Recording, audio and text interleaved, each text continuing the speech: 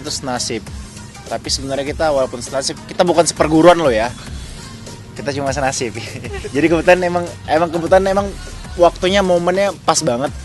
Jadi seminggu setelah saya ngadirin pernikahannya Dinda Mori, seminggu kemudian Lesti juga bernasib sama gitu ya. Jadi banyak netizen yang kayak yang menjodoh-jodohin gitu. Wah pas banget nih, sama-sama ditinggal nikah, cocok nih.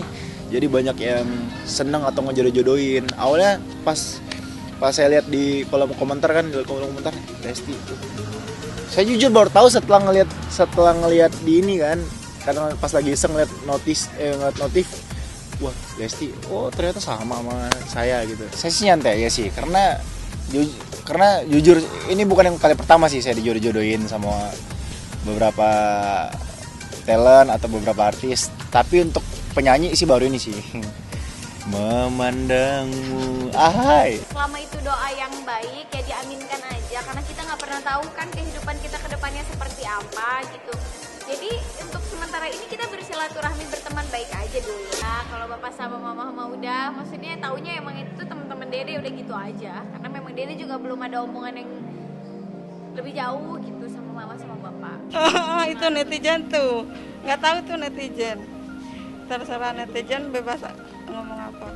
Ya kalau itu yang terbaik sih, kalau saya bilang nggak pilih-pilih sih. Yang penting anak saya suka, anak saya bahagia, ya udah gitu. Masalah lampu hijau siapapun yang disukai anak saya, siapapun yang dekat sama anak saya, ya kenapa harus lampu merah?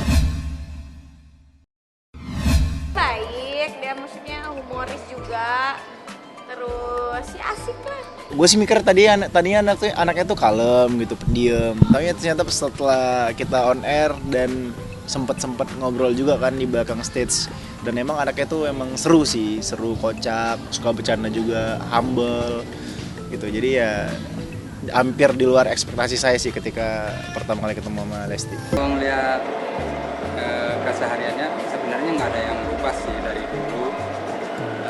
Kan apalagi sekarang ya kelihatannya sih lebih ceria lagi.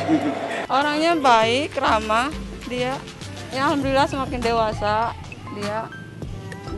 Biasa aja di rumah, nggak suka itu kesini biasa aja.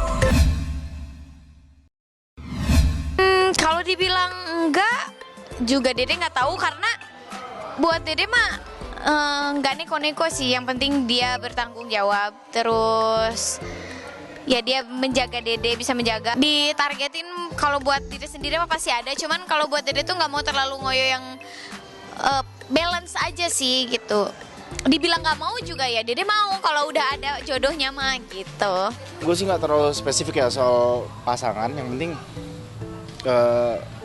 gue nyaman dengan orang itu, seru diajak ngobrol, terus cerdas, nyambung diajak ngobrol. Kan itu balik lagi ke dia. Kalau saya bilang kan kalau memang dia udah siap dan ada si laki-lakinya itu yang berminat, yang punya niat ingin rumah tangga, yang udah siap, pokoknya nomor satunya itu aja. Ya kenapa tidak? Orang tua mana sih yang nggak pengen lihat anaknya bahagia? Saya kan apalagi usia saya udah ya dibilang udah sore lah, udah senja gitu ya. Pengen saya juga melihat anak saya bahagia sebelum saya out gitu. 14, pertama kali ikut DA 2015. Umur 15 kan? Iya. Ini nyarinya bener-bener nyari nih pasti. Terus saya tahu pernah nonton X-Men nggak? Nonton X-Men. Bisa baca pikiran orang. Jadi pas dia tadi lagi diem, dia lagi baca pikiran.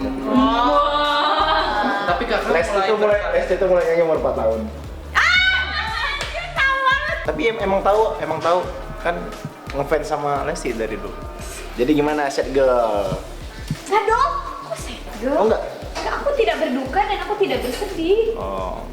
Kenapa lo bilang dia sad? Orang dia gak baik-baik aja kok. Iya. Tapi kadang emang ada orang yang berpura-pura kelihatan baik padahal dalamnya remuk. Mas Ade, emang gitu deh, katanya udah ikhlas. Iya dong, kan aku udah lama move on. Iya. Iya, sama kita tos dong kita.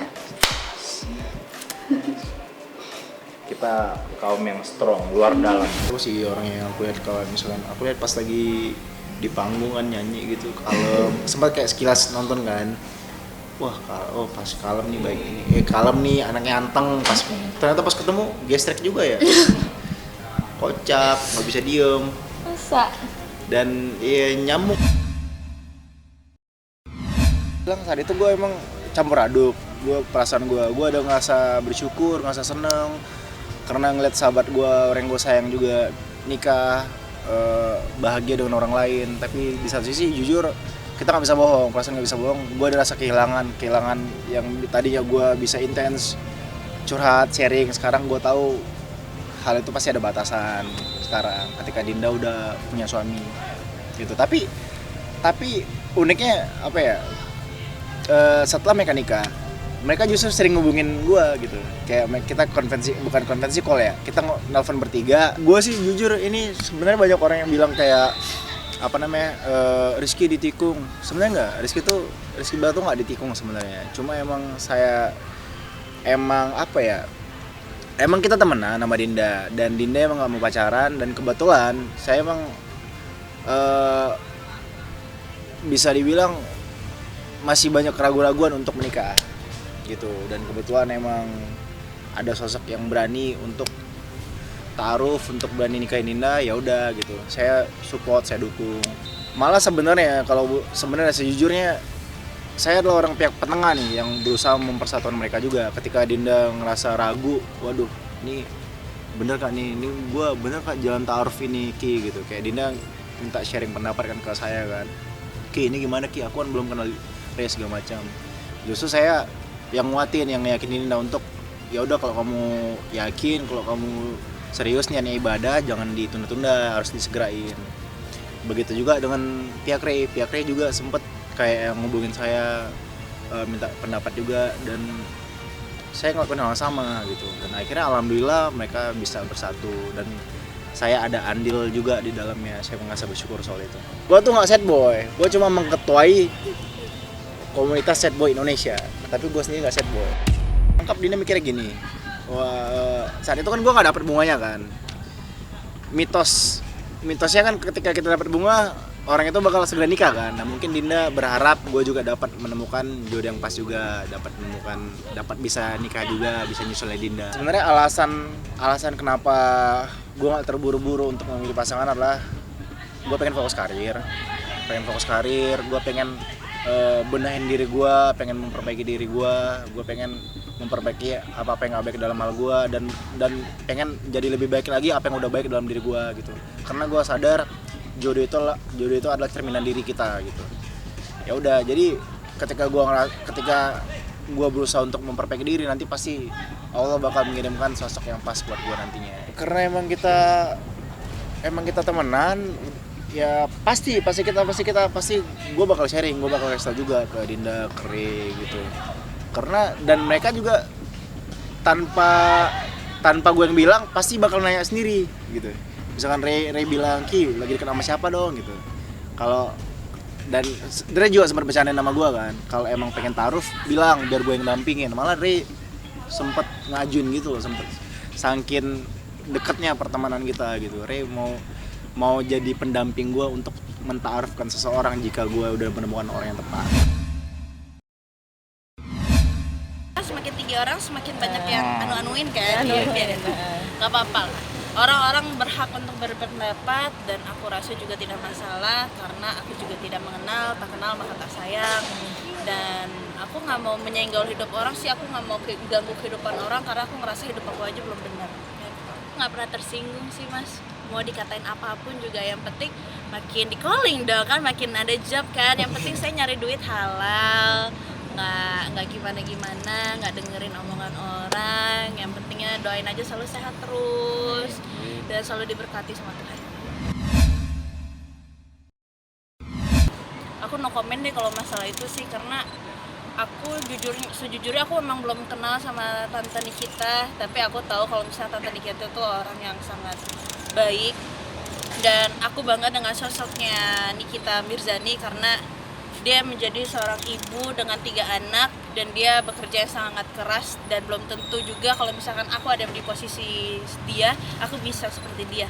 Gitu aja sih. Kalau misalkan masalah apapun itu dibalik itu semua yang negatif aku sih nggak pernah dengar. Tapi namanya teman, mungkin sama teman mungkin saling mengingatkan mana yang terbaik, ya wajar aja sih. Tapi kan mungkin posisinya emang nggak kenal aja sih sama sayanya. Coba nanti kalau misalkan ada waktu dan dikasih izin sama Tuhan untuk bertemu, mungkin kita bisa sharing satu sama lain, kita bisa mengenal pribadi masing sih. Jadi mungkin dari situ dia bisa menilai karakter saya seperti apa gitu.